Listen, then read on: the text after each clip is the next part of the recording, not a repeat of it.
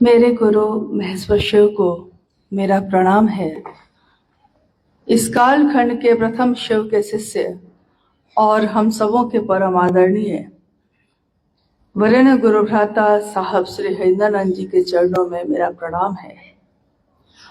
शक्ति स्वरूपा दीदी नीलमानंद जी के चरणों में मेरा प्रणाम है और इस कन्वेंशन हॉल में उपस्थित आप सभी गुरु भाई गुरु बहन के चरणों में मेरा प्रणाम।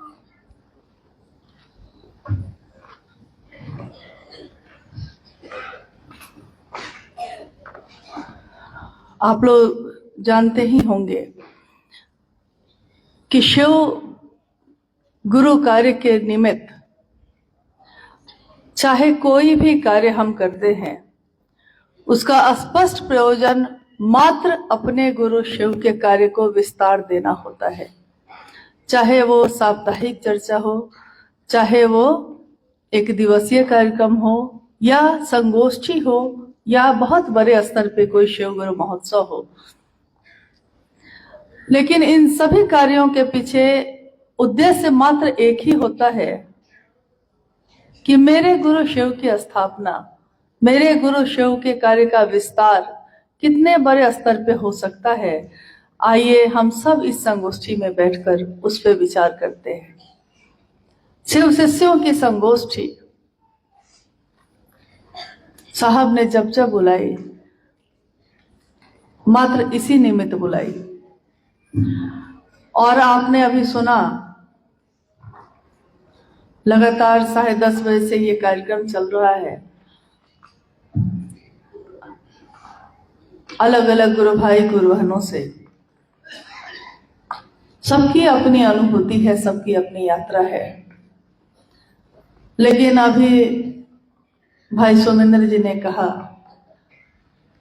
कि साहब के जीवन का सबसे खूबसूरत रंग शिव के शिष्यता का रंग, एक ऐसा रंग जिसको जिसने भी देख लिया फिर उसी का होकर रह गया। लाली मेरे लाल की जित देखो तित लाल, मेरा जो प्रिय है उसका रंग लाल है, कहती है। जहां देखो वही रंग दिखता है। लाली देखन मैं गई, मैं भी हो गई लाल। जो शिव की बात किसी भी बहाने करने या सुनने पहुंचता है उसका मन भी उसी रंग में रंग जाता है। हजारों वर्ष से ये दुनिया, ये सृष्टि चल रही है। प्रतिदिन असंख्य लोग पैदा होते हैं और उनकी मौत होती है। लगभग सभी मानव जाति में रहने वाले लोगों का उनकी उम्र जो होती है 60 से 70 वर्ष या 80 वर्ष होते होते खत्म ही हो जाती है। बहुत कम लोग अब 100 वर्ष या उससे ज्यादा हो पाते हैं। एक बार साहब ने कहा, उपवन में हम लोग बैठे थे, उन्होंने कहा कि मान लो एक व्यक्ति का जीवन अगर 70 साल का है, शरीर का जन्म हुआ है शरीर का, तो मृत्यु होगी शरीर की। उन्होंने कहा कि इस शरीर की अगर एक उम्र हो 70 साल, तो 70 साल के जीवन को जीने के लिए वो क्या क्या करता है, क्या क्या जतन करता है। तो हम लोगों ने कहा कि वो अपने जीवन यापन के लिए, अपने जीवन को चलाने के लिए काम करता है, परिवार देखता है और सबकी व्यवस्था करता है। तो साहब ने कहा, अच्छा एक व्यक्ति एक बार में एक ही घर में रह सकता है, एक बार में वो एक ही कपड़ा पहनेगा, एक बार में वही 2-3 रोटी खाएगा, इससे ज्यादा तो नहीं। अगर जेवर पहनेगा तो एक बार में कोई महिला कितना जेवर पहन सकती है? एक। हम लोगों ने कहा जी। उन्होंने कहा कि एक शरीर के जीवन की जो यात्रा है उसके लिए तो सारे जतन किए जाते हैं, उसके लिए सारी व्यवस्था होती है। यहाँ तक कि इतनी ज्यादा व्यवस्था हो जाती है कि आपकी आवश्यकता से भी ज्यादा हो जाता है। आप देखिएगा कि किसी व्यक्ति के घर में खेती गृहस्थी सब भरपूर है, तब भी उसकी तृष्णा, उसकी चाहत, उसकी इच्छा कम नहीं होती। उन्होंने कहा कि रक्त बीज की तरह, रक्त बीज एक राक्षस का नाम था, उसकी कथा है कि उसका खून, उसका जो रक्त था, खून था, उसकी बूंद जहां जहां गिरती थी वहां वहां एक नया रक्त बीज पैदा हो जाता था। तो साहब ने कहा कि रक्त बीज की तरह मनुष्य की इच्छाएं अनंत है, अनंत है, खत्म ही नहीं होती। आप सोचते हैं कि आज आपकी ये इच्छा पूरी हो जाएगी तो कल दूसरी नहीं होगी, दूसरी होगी, वो पूरी होगी तो तीसरी होगी, खत्म ही नहीं होती है। एक की पूर्ति हुई नहीं कि दूसरी शुरू है उससे पहले से। उन्होंने कहा कि आप लोग आज के मानव में एक अजीब सी बात आ गई है कि वो खुद झूले पे बैठ जाता है और लोगों से शिकायत करता है कि झूला झूल क्यों रहे हैं, हम हिल क्यों रहे हैं, मेरे घर में, मेरे मन में शांति क्यों नहीं है। तो उन्होंने कहा कि शरीर में अंधेरा फैला हो, भौतिक रूप से अंधेरा फैला हो, तो आप बल्ब की रोशनी जलाकर उसको दूर कर सकते हैं, लेकिन मन में थोड़ा बहुत अंधेरा हो तो कोई गुरु भी दूर कर सकता है, उससे थोड़ा ज्यादा हो तो सदगुरु भी कर सकते हैं। लेकिन जब अंधेरा ही अंधेरा छा गया हो मन में, तो जगत गुरु शिव के सिवा अब कोई इसको दूर नहीं कर सकते। उन्होंने अपनी बात कही, उन्होंने कहा कि जैसे मेरे जीवन में मेरा मन इतना भटकता रहा, इतने जगहों पे गया, लेकिन लगता था कि कुछ मिल के भी मिल नहीं पा रहा है। क्या खोजता था मेरा मन, क्या चाहता था मैं। उन्होंने कहा कि कल्पना करिए कि आरा जिले में 1974 के उस नवंबर माह के, यानी ठंड का समय रहा होगा, उस ठंड की रात में, अर्धरात्रि में, शमशान में अकेले बैठे हुए मेरे हताश मन ने, पूरी तरह निराश मन ने लिए मैं बैठा था, और उस मन में अचानक एक विचार कौन था कि लोग कहते हैं कि गुरु ब्रह्मा होते हैं, गुरुर ब्रह्मा, गुरुर विष्णु, गुरुर देवो महेश्वर, गुरु साक्षात परब्रह्म, तस्मै श्री गुरुवे नमः। यह श्लोक उनके मन में कौन था। उनको याद आया कि मेरे पिताजी मेरी मां को कहते हैं कि मलकिनी ईश्वर शिव के कहल जाला, और उन्होंने कहा कि उसी समय ये श्लोक भी मेरे मन में कौन था। अक्सर हम लोग इस श्लोक का अर्थ समझते हैं कि गुरु ब्रह्मा भी होते हैं, गुरु विष्णु भी हैं, गुरु, लेकिन साहब ने इस अर्थ की सही व्याख्या जो की, उन्होंने कहा गुरु जो मन के अंधेरे को दूर करते हैं, गुरु में ब्रह्मानी शक्ति होती है, यानी आपको पैदा करने की शक्ति। गुरु में वैष्णवी शक्ति होती है, यानी आपका पालन, स्थिति करने की ताकत, शक्ति। गुरु में महेश्वर की शक्ति होती है, यानी संहार करने की शक्ति। और यहां कहा कि गुरु क्या होते हैं, तो वो साक्षात परब्रह्म होते हैं, साक्षात ईश्वर, महेश्वर।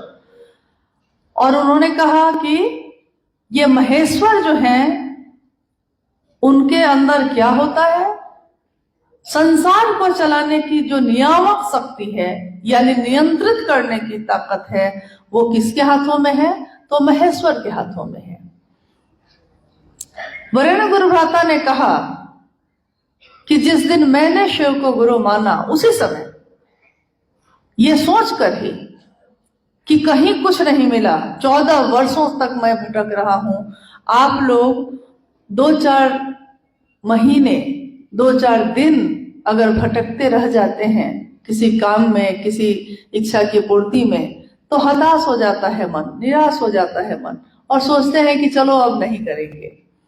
लेकिन कल्पना करिए, सोचिए उस दिन को, जिस दिन उस बियाबा में बैठे हुए साहब ने एकदम निराश मन से, यहां भी यही सोचकर कि पता नहीं गुरु शिव है अगर, तो शिव तो शरीर में नहीं मिलेंगे, और गुरु तो शरीर में मिले भी कम से कम, हम उनको देख तो पाए, उनसे बात तो कर पाए, लेकिन शिव तो दिखते भी नहीं है, तो वो शिव ज्ञान देंगे कैसे? अश्रद्धा, अविश्वास, संशय से भरा मन, तब भी उन्होंने शिव को गुरु माना, और उन्होंने कहा कि माना है तो माना, फिर मैं बदला नहीं। क्योंकि हम में दिक्कत यही होती है कि हम लोग मानते तो हैं, लेकिन हर कुछ देर के बाद बदलते चले जाते हैं। अभी थोड़ी देर पहले अनुव्या जो बात कर रहे थे हम लोगों से, तो उन्होंने कहा कि भाव भी आपके बदल जाते हैं, किसी और के कहने से मेरा भाव कैसे बदल जाता है? तो साहब ने कहा था कि भाव भी आपके टूटते हैं, प्रेम नहीं टूटता। विचार टूट सकते हैं, लेकिन विचार की आवृत्ति, विचार का दोहराव अगर बार बार हो तो वो एक दिन भाव बन जाता है, और भाव में भी अगर आप डूबते चले गए तो वो इतना गहरा होता है, इतना गहरा होता है कि वो प्रेम बन जाता है। और प्रेम, उसका चरमोत्कर्ष होगा तो क्या होगा, प्रेम भी बहुत गहरा होगा तो क्या होगा? तो उसको कहा गया कि भक्ति कही गई उसको, यानी भक्त। प्रेम ही ऐसी चीज है जो पूरी दुनिया एक तरफ हो जाती है और हम अकेले पड़ जाते हैं, तब भी हम बदलते नहीं। जैसा वरेण्य गुरु भ्राता साहब श्री हरिदानंद जी के जीवन में हुआ, उन्होंने विचार में ही शिव को गुरु माना, सोचा बस, लेकिन वो बदले नहीं। लाख दुनिया के लोगों ने कहा, लाख उनके खुद के पिताजी ने कहा कि महादेव महादेव करत रहा, बर्बाद हो जाएगा। साहब अक्सर कहते कि मेरे पिता कहते थे कि कहाँ मिली इतना महादेव महादेव कर कैला से, एक दिन महादेव महादेव करे वाला लोग बर्बाद हो जाला, कुछ पढ़ा लिखा कुछ बना। तो उन्होंने कहा कि मेरे पिता ने कहा, तो मैंने उसका उत्तर दिया था कि बाबूजी, कोई जुआ खेल के बर्बाद होता है, कोई दारू पी के बर्बाद होता है, कोई किसी के लड़की या लड़के के प्रेम में बर्बाद होता है। मैं महादेव के पीछे ही चल के बर्बाद हो जाऊंगा तो क्या होगा?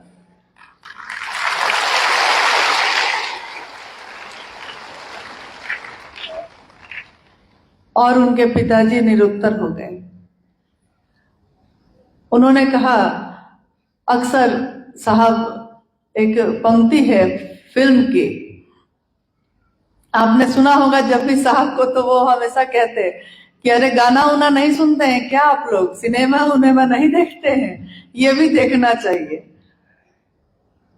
कुछ ऐसी पंक्तियां जो वो हमेशा बोलते, जिसमें वो ये भी कहते कि लोग कहते हैं कि मोहब्बत बर्बाद करती है, लोग कहते हैं कि मोहब्बत बर्बाद करती है, लेकिन ये क्या कम है कि मर जाने पे दुनिया याद करती है। ये दुनिया आज, जो भी गुरु भाई अभी भजन गा रहे थे, सुरेश जी गा रहे थे, फिर बेगूसराय बलिया के जो अरुण जी हैं, बहुत पुराने गुरु भाई लोग हैं ये लोग, नींव के वैसे पत्थर जिनका निर्माण साहब दीदी ने अपने हाथों से किया। और उन्होंने कहा कि अगर कोई इमारत बनानी हो, कोई घर बनाना हो, तो उस घर को बनाने से पहले आप नींव बनाते हैं, और नींव का पत्थर अगर मजबूत नहीं हो तो ऊपर की इमारत कमजोर होगी कि मजबूत होगी? कमजोर होगी। प्रारंभिक समय के वैसे शिव शिष्य और शिव की शिष्याएं जिन्होंने साहब दीदी के इस संकल्प में अपना निरंतर सहयोग दिया। साहब ने अपनी किताब आओ चले शिव की ओर में लिखा कि मैं अवनत हूं, मैं झुका हुआ हूं वैसे शिव शिष्यों के प्रति, वैसे शिव शिष्याओं के प्रति जिनका निरंतर योगदान शिव गुरु के कार्य के विस्तार के लिए मुझको मिलता रहा है। सोचिए, इतनी बड़ी सत्ता शिव के शिष्य ने कैसी बात कही, सोच के भी शरीर कांप जाता है कि हम लोग की क्या सामर्थ्य है उनके सामने, हम लोग की क्या औकात है उनके सामने। तब भी वो इतने बड़े जगह पे होते हुए भी कितना झुके अपने गुरु के लिए। क्या हम आप झुक पाए हैं? हम झुक पाते हैं? साहब ने अपनी स्थापना नहीं की, अपने गुरु की स्थापना की। क्योंकि कोई भी प्रेमी जिसको प्रेम करता है वो उसकी बात सुनना चाहता है, उसका नाम सुनना चाहता है। उन्होंने शिव के लिए शिव को चाहा और कुछ नहीं चाहा। दुनिया के लोग विषबान देते रहे, तीक्ष्ण बाण चलते रहे, दुनिया के लोगों ने क्या क्या ना कहा।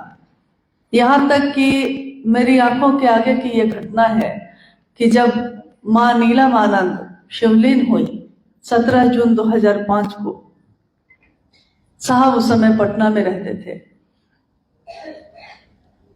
और 16 दिनों का जो काम क्रिया चलती है वो चलते चलते में ही साहब ने निर्णय ले लिया कि मैं 16 दिन के बाद एक दिन भी यहां नहीं रुकूंगा। हम लोग सारे लोग की आंखों में आंसू थे उस समय और हम लोगों ने कहा कि आप भी छोड़ के निकल जाएंगे। तो उन्होंने कहा कि नीलम के जाने के बाद मेरे जीवन में कुछ भी नहीं बदला। मैं खाना खाता हूं, मैं कपड़े पहनता हूं, मैं लोगों से बात करता हूं, हर चीज है, कुछ भी तो नहीं छोड़ा है। तो महादेव का काम छोड़कर मैं कैसे बैठे रहूं? जो छुट्टी उन्होंने अपनी पत्नी के देहावसान के कारण ली थी, उस छुट्टी का उपयोग उन्होंने उस समय झारखंड के विभिन्न जिलों में दौरा करते हुए बिताया। उनके घर के लोगों ने कहा कि देखिए, इनको दर्द नहीं है। साहब ने इसका कोई उत्तर नहीं दिया और हम लोगों ने ये देखा कि दर्द जहां से मिलता है दवा भी वही होती है। दर्द जिसके जाने का हो, महादेव की बात, जैसे अभी साहब का शरीर जिस तरह अचानक आंखों से ओझल हो गया, हम लोग को लगता रहा कि हम लोग जिएंगे कैसे। इतना अभ्यास रहा सामने देखने का, सुनने का, कि लगता था कि जिएगा कैसे कोई। लेकिन इस दर्द की दवा ये हुई कि जितना महादेव की बात करते रहे, जितना साहब की बात को दोहराते रहे, उतना मन शांत रहा। लगता रहा हमेशा, आज भी लग रहा है कि साहब के ही सानिध्य में हम लोग यहाँ पे बैठे हैं। और लग क्या रहा है, सच्चाई भी यही है। जहां जहां उनकी बात गई वहां वहां वो खुद गए। उन्होंने हमेशा ये बात कही भी है कि मुझ पे भी भरोसा एक दिन करोगे या ना करोगे, लेकिन मेरी बातों का भरोसा करना, इस पे भरोसा अपना बनाए रखना। और अगर भरोसा बनाए रख गए आप तो महादेव तक तो पहुंचा ही दूंगा। कितनी बार उन्होंने कभी क्रोध में, कभी झल्लाहट में ये कहा कि मैंने आप सभी को, गुरु भाई गुरु बहनों को, हम सबको कहते कि मैं आप लोगों को क्या बनाना चाहता हूं, आप क्या बन गए, क्या बन रहे हैं, तो क्या करूं मैं, छोड़ दूं? साहब ने कहा कि क्या करूं, छोड़ दूं? लेकिन मैं छोड़ूंगा नहीं। मैं तो शिव का शिष्य बनाऊंगा ही बनाऊंगा, क्योंकि मेरे मन में मानव के अभ्युदय की जिद है तो है। मैंने अपने गुरु से वादा कर दिया है तो कर दिया है, अब पीछे नहीं हटूंगा। उनके जीवन में दुनिया के लोग एक तरफ होते रहे और वो अपने महादेव का नाम लेकर आगे बढ़ते रहे। उन्होंने अपनी किताब में लिखा है और चर्चाओं में कहा है, उन्होंने लिखा कि मेरे जीवन में, पता नहीं आप लोगों ने उनकी किताबों को पढ़ा भी है कि नहीं, ये तो मुझको नहीं पता, लेकिन अगर आप पढ़ सकिए तो जरूर पढ़िएगा, क्योंकि वो कोई लिखता हो, कोई उसको वितरित करता हो, लेकिन लिखी हुई बात तो साहब हरिंद्रानंद जी की है और उस बात में उनका दर्शन होता है। उनकी बातों में ही तो उनका दर्शन हम लोगों ने किया है, शिव की शिष्यता में ही तो उनका दर्शन किया है। जो शिव की बात करता वो उनके मन के नजदीक होता है। उनके नजदीक होने का एक ही रास्ता है, महादेव की बात करना, महादेव का काम करना। तो उन्होंने लिखा है कि मेरे जीवन में बसंत कभी आया ही नहीं। आप में से किसी ने पढ़ा है इस पंक्ति को? नहीं, नहीं पढ़ा है। अच्छा, आपने पढ़ा है। उन्होंने लिखा है कि मेरे जीवन में बसंत कभी आया ही नहीं। लोगों की साजिशों ने, लोगों के षड्यंत्रों ने, लोगों की महत्वाकांक्षाओं ने, अपनी स्थापना की भूख ने बसंत को आने ही नहीं दिया। लेकिन मेरे गुरु शिव की दया से बिना मौसम का बसंत आता ही रहा। मौसम नहीं है बसंत का, लेकिन बसंत तब भी आता रहा। एक तरफ पूरी दुनिया और एक तरफ महादेव की दया। स्वाभाविक है कि भारी कौन होगा? उनकी दया। तो ये बसंत उनके जीवन में आता रहा। 1974 में जब उन्होंने शिव को अपना गुरु माना और बाद के वर्षों में काफी घटनाएं, चमत्कारिक घटनाएं हुई, उसमें से हो सकता है कि आप में से कुछ ऐसे गुरु भाई गुरुवान होंगे जो बहुत समय से शिव शिष्य के रूप में चल रहे हैं। उन्होंने देखा भी होगा उन घटनाओं को अपने सामने होते, घटते। लेकिन इतने चमत्कारों के बाद भी साहब ने कहा शमशान साधना, कब्रिस्तान साधना, योग और उसके बाद शिव को गुरु मानने के बाद की चमत्कारिक घटनाएं। लेकिन उन सारी घटनाओं के बाद साहब ने कहा कि न तो आपका जीवन इन चमत्कारों से चलेगा, न तो ये शमशान साधना और योग, ठीक है शरीर के लिए अच्छा है, लेकिन आपके मन के लिए ये भी मिल नहीं पाएगा। एकमात्र अगर विकल्प है तो शिव गुरु की शिष्यता ही है। आने वाले सालों में, कालांतर में शिव गुरु की शिष्यता की व्याप्ति होती चली गई, बढ़ती चली गई और इतनी तेजी से बढ़ी कि जैसे आग जंगल में फैल जाता है वैसे लोग शिव शिष्य बनते ही चले गए। एक दिन वैसा भी था जब मधेपुरा से साहब और दीदी आए थे पटना अपने तीनों बच्चों के साथ। तीनों बच्चे छोटे थे। B106 में बाद में वो रहने लगे। मधेपुरा से जब वो यहाँ आए, साहब से एक दिन हम लोगों ने पूछा कि पटना में जो शिव शिष्य लोग हुए वो किस तरह से हुए जब आए आप मधेपुरा से? तो उन्होंने खुद कहा कि 9 महीने तक मेरे जैसा समझाने वाला, 9 महीने तक लगातार मैं कोशिश करता रहा कि कोई एक भी शिव का शिष्य बन जाए, लेकिन 9 महीने बीत गए, कोई नहीं बना। 9 महीने बाद साहब के पिताजी के एक मित्र थे जिनको हरि काका बोलते थे हम लोग, तो वो हरि काका पहले शिव के शिष्य बने। उस दिन साहब ने आके कहा कि नीलम आज अच्छा खाना बनाओ। सोचिए कितने कठिन समय से गुजर के वो आए। आज तो हम लोग किसी से भी बात करते हैं लोग मान लेते हैं, लेकिन एक ऐसा समय था जब साहब हरिंद्रानंद जी अकेले खड़े थे इस दुनिया में, शिव की शिष्यता की अमूल्य धरोहर को लेकर। कोई लेने वाला नहीं था, क्योंकि हीरा भी अगर मिट्टी में पड़ा हो और आप हीरे की पहचान नहीं करते तो आप उस हीरे को नहीं उठाइएगा। आपको लगेगा कि कांच का टुकड़ा है, क्या लेना है इसको। लेकिन महादेव की दया और उनका काम बढ़ता चला गया।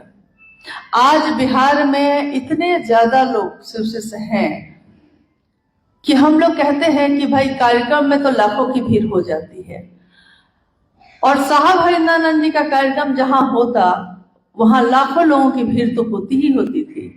उसके बावजूद वो बहुत कम जगह पे अपने महोत्सव देते, क्योंकि उनका कहना था कि मैंने महोत्सव करने के लिए शिव को गुरु नहीं बनाया था। ठीक है, जरूरत है तो होगा, आप जिस जिले में बैठे हैं इसी जिले की एक घटना बताते हैं आपको, क्योंकि उस यात्रा में हम उनके साथ थे। पटना से हम लोग लौट रहे थे रांची। पटना में नवादा के गुरु भाई लोग जब जाते, कहीं के भी गुरु भाई गुरु बहन जाते हैं तो साहब तो पूछते ही थे कि वहां का काम कैसा चल रहा है, महादेव का कार्य कितना विस्तार हुआ। तो गुरु भाइयों ने कहा कि नवादा जिला पूरा एकदम शिवमय हो गया है, घर घर में चर्चा होती है। साहब ने कहा बहुत अच्छी बात है, तो बहुत खुशी की बात है। संजोग भी कहिए कि हम भी वहीं मौजूद थे और उस यात्रा में भी साहब के साथ ही लौटे रांची। बाई रोड गए हम लोग।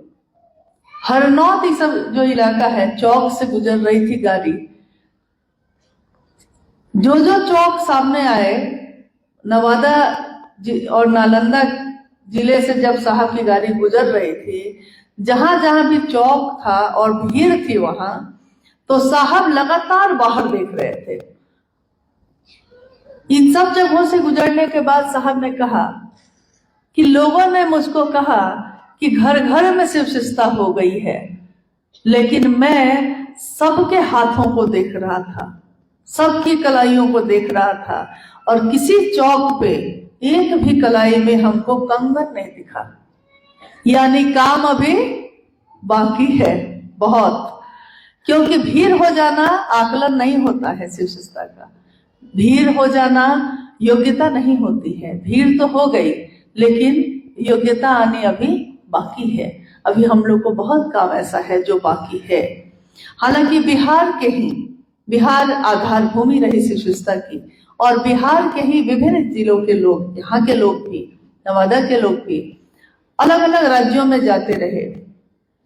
ये दिया शिवशिष्टा का वहां छींटते रहे और मौसम बदलते रहे। बिया एक दिन पौधा बना, पल्लवित और पुष्पित हुआ, और उन राज्यों में भी शिव गुरु की चर्चा होनी शुरू हो गई।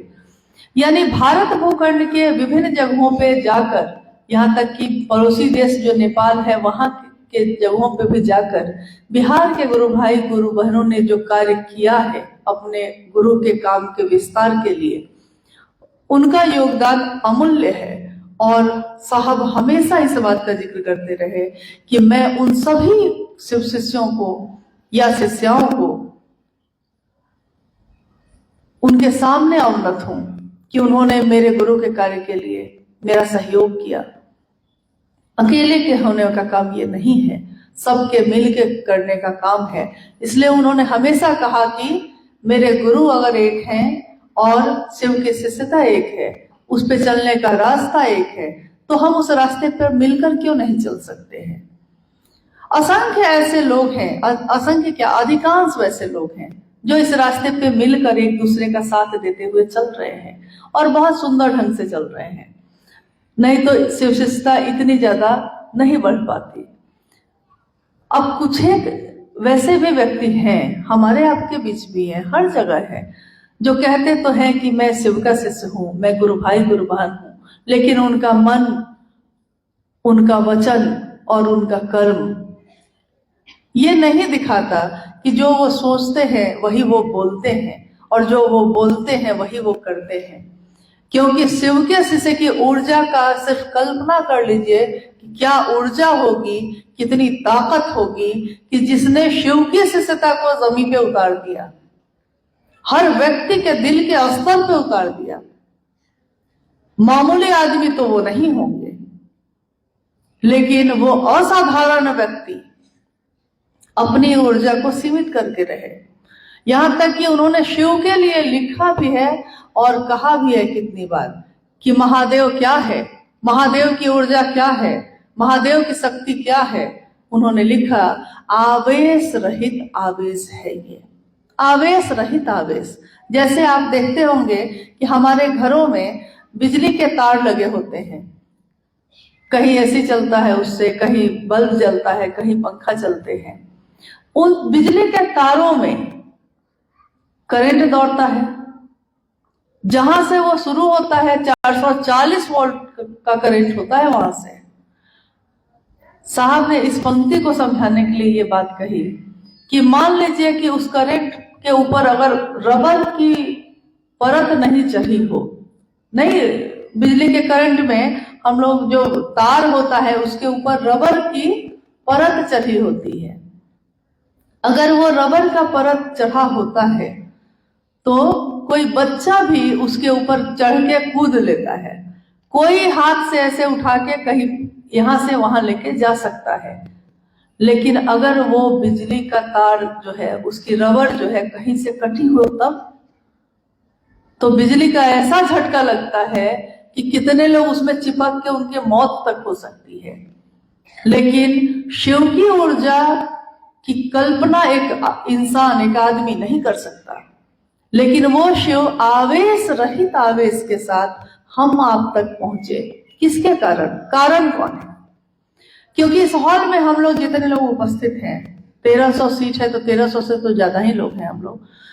और एक दिन ऐसा भी था जब साहब ने पहला महोत्सव किया था तो उसमें 13 लोग थे। क्या संयोग है कि आज इस हॉल में भी हम लोग बैठे हैं तो 1300 लोग हैं। जीरो बढ़ता जा रहा है, लेकिन 13 लोगों ने जो काम किया उसी पे समझ लीजिए कि तब 1300 लोग कितना काम कर सकते हैं, कर सकते हैं। तो उन्होंने कहा कि ये जो आवेश रहित आवेश है इसको नीचे तक उतारने का काम उन्होंने किया है। अब हम लोग थोड़ा सा इस संगोष्ठी में सारे लोग बैठे हैं, थोड़ा सा हम लोग उस दिन को याद करते हैं जिस दिन हम लोगों ने किसी के कहने से, किसी की घोषणा करने से शिव को अपना गुरु माना था। किसी ने कहा होगा आपसे, कोई तो जोड़ा होगा, लेकिन उसने कहा क्या था? महादेव को अपना गुरु मानो, 3 सूत्र करो, इससे महादेव गुरु हो जाएंगे। और हम लोगों ने अपने नाम की घोषणा करवाई थी। साहब ने कहा है कि आप याद कीजिए उस दिन को जिस दिन आपने शिव को अपना गुरु बनाया था। कितने अच्छे मन से बनाया था, कितनी अच्छी सोच से बनाया था। सोचा था कि जीवन में तो सब कुछ चाहा, बहुत अच्छा, नहीं मिला। हम लोग जन्म लेते हैं तो हम अपने जीवन में हम भी सोचते हैं मेरे पास भी अच्छा घर होता, उससे अच्छा होता, उससे अच्छी गाड़ी होती, उससे ज्यादा खेत होता, उससे ज्यादा चीजें होती, मैं भी सुंदर होती, मैं भी स्वस्थ रहती, कभी हॉस्पिटल नहीं जाना पड़े। लेकिन हम सोचते कुछ हैं, जीवन में मिलता कुछ है। सबसे सुंदर कुछ भी चाहा, नहीं मिला। सौभाग्य ऐसा हम लोगों का है कि इस काल में हम लोगों ने जन्म लिया जिस काल में शिव की शिष्यता की बात साहब हरिंदरनाथ जी के द्वारा आई, तो हम लोगों के जीवन तक भी ये बात आई। हमारा सौभाग्य ये है कि हम लोगों ने, सबने शिव को अपना गुरु बनाया। साहब ने लिखा कि उस दिन को याद कीजिए कि कितने अच्छे मन से आपने माना था, सोचा था कि खुद भी शिव के शिष्य बनेंगे और दूसरों को भी प्रेरित करेंगे। इतनी अच्छी मनसा से मोहब्बत के रास्ते पे चले थे, प्यार के रास्ते पे चले थे। शिव की शिष्यता सारी वर्जनाएं तोड़ती है, शिव की शिष्यता जाति का बंधन तोड़ती है, शिव की शिष्यता अमीरी गरीबी का भेद मिटाती है, शिव की शिष्यता सबको एक रूप में, एक समान रूप से शिव के दरबार में खड़ा करती है। लेकिन साहब का दर्द देखिए, उन्होंने आगे लिखा कि 5-10 वर्ष क्या बीते।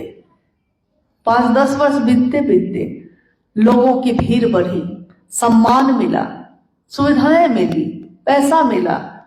नतीजा, कुछ लोग तो फिर भी खड़े रहे, लेकिन कुछ लोग तो ऐसे बदले कि आज पहचान में भी नहीं आते हैं कि क्या वही थे, क्या ये वही थे जिन्होंने एक दिन ये संकल्प लिया था।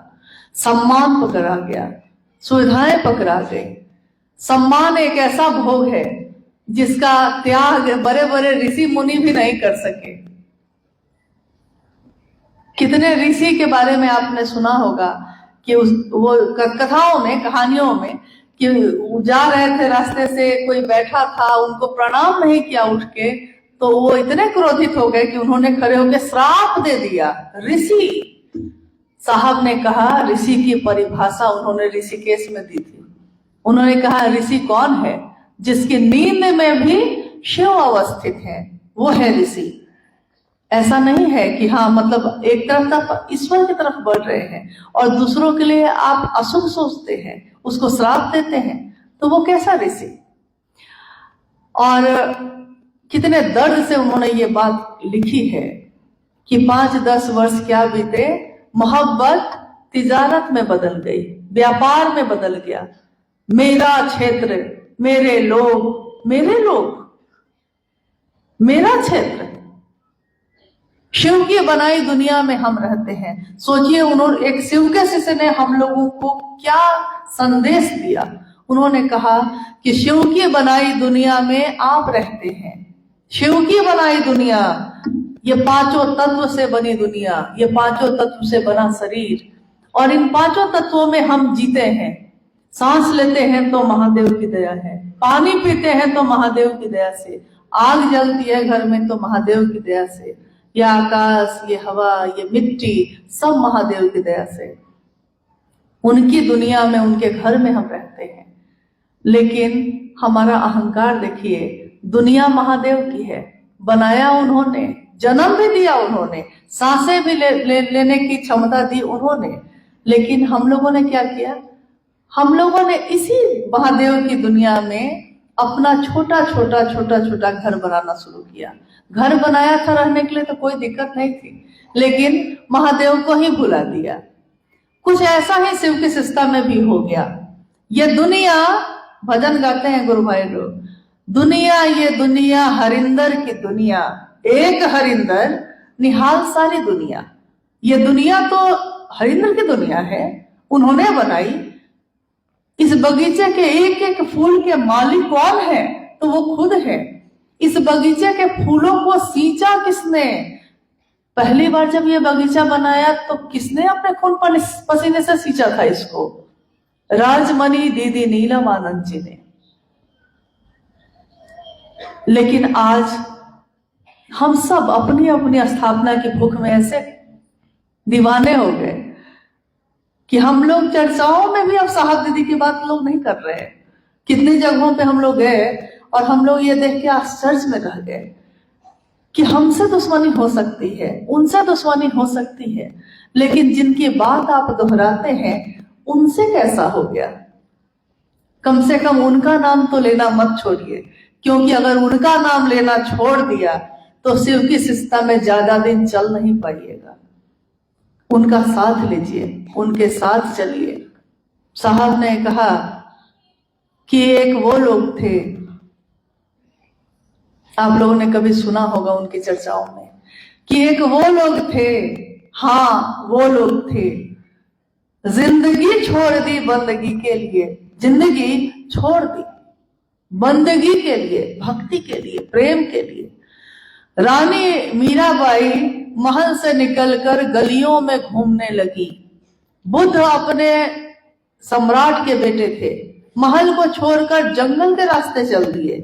महावीर सम्राट के बेटे थे, वो जंगल के रास्ते चल दिए।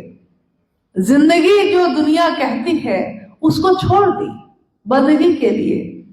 अभी शिवगुरु की जो शिष्यता है उसकी व्याप्ति पे भाई सोमेंद्र जी कह रहे थे कि डिप्टी कलेक्टर के रूप में साहब हरिंदरनाथ जी, राज परिवार की बेटी दीदी राजमणि नीलम आनंद जी। लेकिन महादेव के काम के लिए तो उन्होंने अपने जीवन की, अपनी सुविधाओं की भी परवाह नहीं की।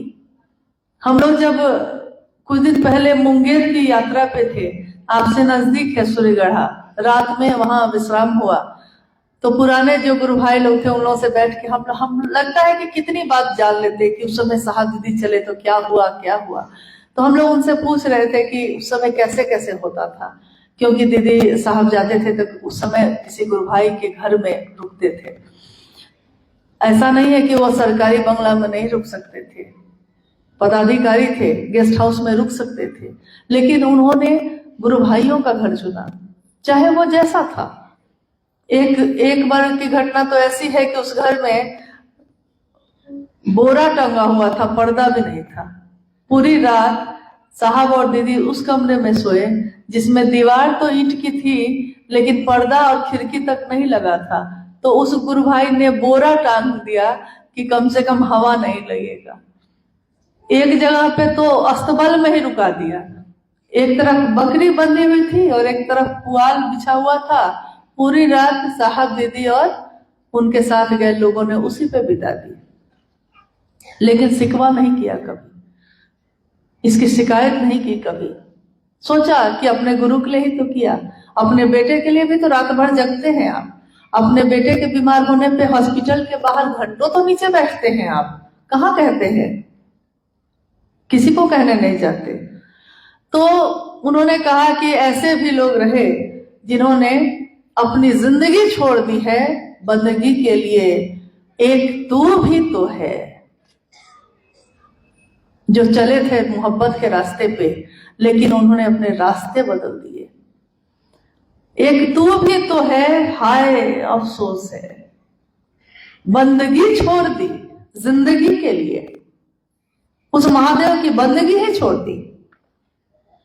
दिखाते रहे, बात तो करते हैं महादेव की ही, बात नहीं करेंगे तो आप जाइएगा कैसे।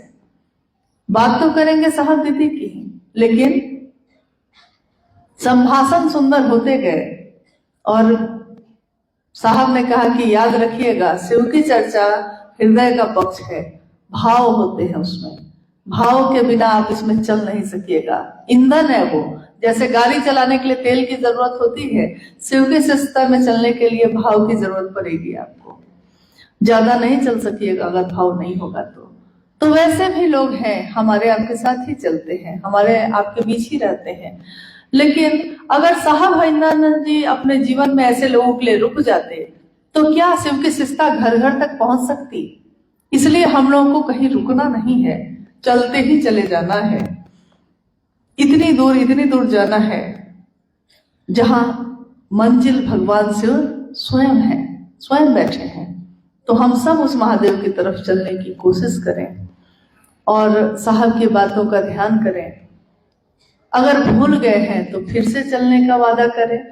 अभी जो भाई अरुण जी भजन गाने आए थे आपके बीच, हाँ उन्होंने ठीक कहा, इधर पहले बहुत शौक से गाया करते थे, इधर थोड़ा कम कर गए, चर्चा अब ज्यादा करते हैं।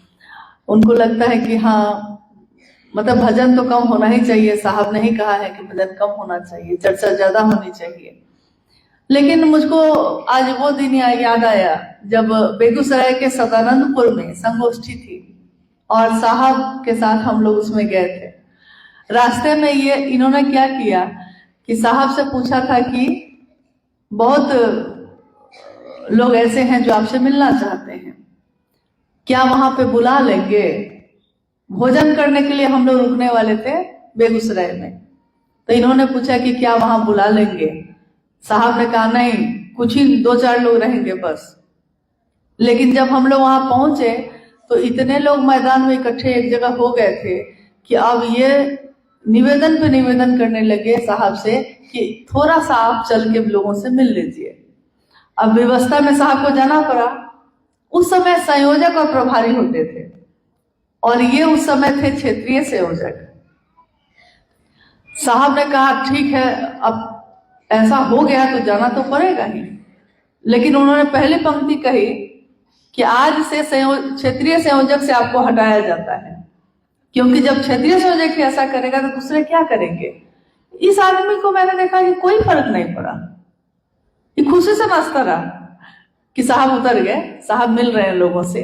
मनसा क्या है हमारी, क्या ये पद, क्या ये सम्मान, या इस बात से खुशी होना कि कोई महादेव की तरफ चल दे मेरे प्रयास से, मेरी कोशिश से। इससे सुंदर बात क्या होगी।